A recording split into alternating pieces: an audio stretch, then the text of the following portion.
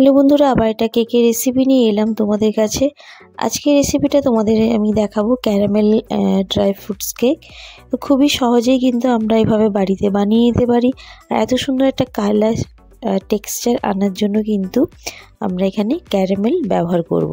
তো ক্যারামেলটা কিভাবে ব্যবহার করছি আর কতটা পরিমাপ করতে হবে, কখন ইউজ করতে হবে, সবটাই কিন্তু তোমাদের সাথে আজকে আমি শেয়ার করব। আর দেখতেই পাচ্ছ কালারটা কিন্তু ভীষণই সুন্দর এসেছে আর সফটও হয়েছে। মনেই হবে না যে দোকান থেকে এনে খাই। আর এভাবেই কিন্তু তোমরা চটপট স্পঞ্জি ক্যারামেল কেক কিন্তু বাড়িতে বানিয়ে নিতে পারো। তো এখানে দেখতেই পাচ্ছ আমি কিন্তু ক্যারামেলটা বানিয়েছি এরকম, তো তোমাদের সাথেও শেয়ার করব। এখানে আমি হাফ কাপ চিনি নিয়েছি। চিনিটা কিন্তু আমি গুঁড়ো করে নেবো। হাফ কাপ মেজারমেন্টে চিনিটা নেবো, কিন্তু হাফ কাপেরও কম আমি এখানে গুঁড়ো করেছি। বাকি চিনিটা কিন্তু আমি এখানে ক্যারামেল করব। হাফ কাপ চিনি কিন্তু অর্ধেকটা আমি গুঁড়ো করেছি আর অর্ধেকটা আমি এখানে ক্যারামেল করব, কারণ যেই মেজারমেন্টে আমি এখানে মিষ্টিটা দেব সেটা কিন্তু হাফ কাপ টোটাল। তো কিছুটা আমি গুঁড়ো করলাম আর বাকিটা ক্যারামেল করলাম। তো ক্যারামেল করার জন্য এখানে কড়াতে আমি তো চিনিটা দিয়েছি, আস্তে আস্তে অটোমেটিকলি চিনিটা এভাবে গলে যাবে। গলে কিন্তু সম্পূর্ণ এরকম একটা সুন্দর কালার এসে যাবে। আর এভাবে কিন্তু ফুটে আসলে তারপর আমরা হাফ কাপ জল দিব। জল দেওয়ার পর কিন্তু ভালো করে মিশিয়ে নিতে হবে। মিশিয়ে নেওয়ার পর জাস্ট 1 থেকে 2 মিনিট রেখেই সাথে সাথে আমরা কিন্তু নামিয়ে রেখে দেবো। এটা কিন্তু ঠান্ডা হবে, ফার্স্টেই কিন্তু এটা করে নিতে হবে, কারণ যতক্ষণ আমরা প্রিপারেশনটা রেডি করব ততক্ষণ আমাদের ওটা ঠান্ডা হয়ে যাবে। তো এখানে আমি ডিম নিয়েছি দুটো।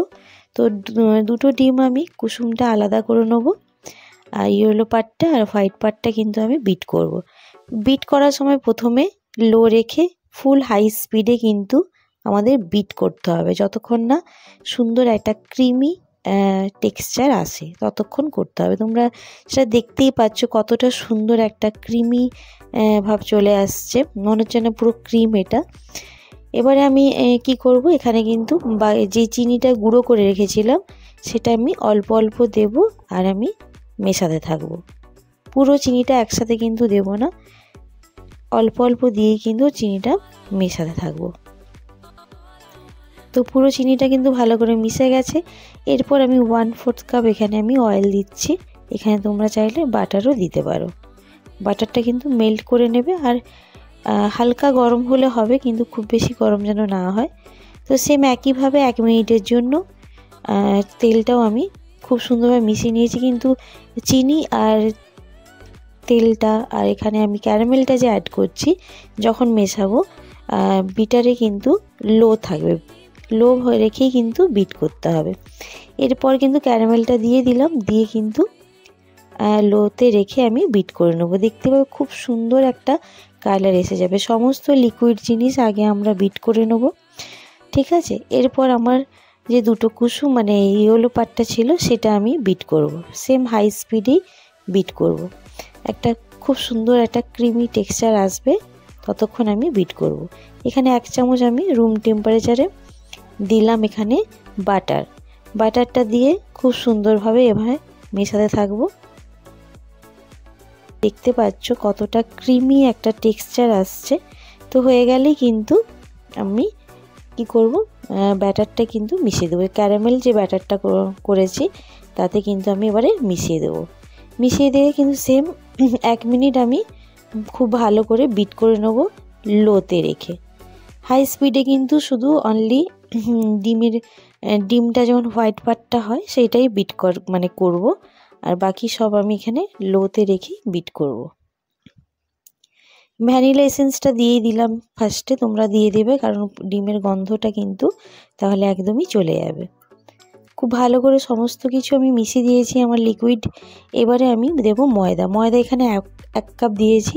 1 কাপ ময়দা এখানে আমি 2টো ডিম ইউজ করেছি। তো ময়দাটা আমি কিন্তু একেবারে দেব না, অল্প অল্প দেব। এখানে আরেকটা কথা বলি, এখানে এই কেকের টেস্টটা আরেকটু ভালো করার জন্য এখানে আমি কিন্তু কফি দেব। তো কফি কতটা দেব তোমাদের আমি দেখাচ্ছি। খুব হালকা হাতে কিন্তু মিক্স করতে হবে, যাতে কিন্তু আমার ডিমের যে ফোমটা হয়েছে কোনোভাবে নষ্ট না হয় অল্প অল্প দিয়ে খুব ভালো কাট অ্যান্ড ফোল্ডে ভালো করে আমাদের মিশিয়ে নিতে হবে। এখানে স্পিডটা বাড়ানোর জন্য হয়তো তোমরা ফার্স্টলি দেখতে পাচ্ছ ছোট্ট একটা পাতা কফি, তাও আমি অর্ধেকটা দিয়েছি। একটু যারা তেতো খেতে পছন্দ করো তারা কিন্তু পুরোটা দিতে পারো, নাহলে কিন্তু হাফেরও কম দেবে, নাহলে কিন্তু তেতো লাগবে। তো আমি কফিটা দিয়ে খুব ভালো করে মিশিয়ে নিয়েছি। এতে কিন্তু একটা আলাদাই গন্ধ আসে, আর সেটা কিন্তু খেতে ভীষণই ভালো লাগে। তো তোমরা এভাবে কফি অ্যাড করেও কিন্তু দিতে পারো এভাবে ময়দার সাথে।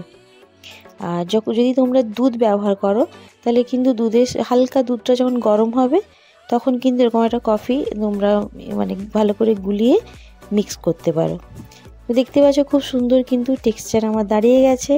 এইবারে আমি দেব বেকিং পাউডার 1 টিএসপি আর বেকিং সোডা 1/4 টিএসপিরও আমি কম নিয়েছি, আর সামান্য পরিমাণে জল দেব, দিয়ে খুব ভালো করে মিক্স করব। আর ড্রাই কেকে তো জানো সবাই, হয়তো তোমরা অনেকেই যারা জানো না, ব্যাটারটা কিন্তু এরকমই থিকনেস থাকবে, একদমই কিন্তু পাতলা হবে না। এর মধ্যে তোমাদের পছন্দ মতো যে কোনো ড্রাই ফ্রুটস, ঠিক আছে, চেরি, সব কিছুই তোমরা অ্যাড করতে পারো তোমাদের পছন্দ মতো। তো এরকম একটা আমি মোল্ড নিয়েছি, তোমাদের কাছে যেরকম থাকবে সেরকমই মোল্ড ব্যবহার করতে পারো। ব্যাটারটা আমি দিয়ে দেবো, দিয়ে খুব ভালোভাবে আমি একটু সমান করে নিচ্ছি, দিয়ে একটু এভাবে ট্যাপ ট্যাপ করে নিতে হবে। তারপর ওপর থেকে আমি দেব কাজু আর একটু চেরিস ভালো করে আমি মিশিয়ে নেব, দিয়ে আমি ভালো করে একটু দিয়ে দিয়েছি যাতে দেখতে একটু সুন্দরও লাগে। এবারে আমি এটা আমার ওভেনটা কিন্তু প্রিহিট করতে অলরেডি দেওয়া হয়ে গেছে, তো প্রিহিট করতে বসিয়ে দিয়েছি। তারপর কিন্তু আমি 160 ডিগ্রিতে 30 মিনিটসের জন্য আর লোয়ার রড অন করে আমি কিন্তু কেকটা বেক হতে দেব।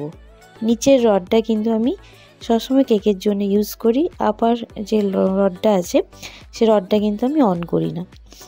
তো আমার কেকটা কিন্তু ঠান্ডা হয়েছে, তারপরে কিন্তু আমি এখানে ডিমোল্ড করছি।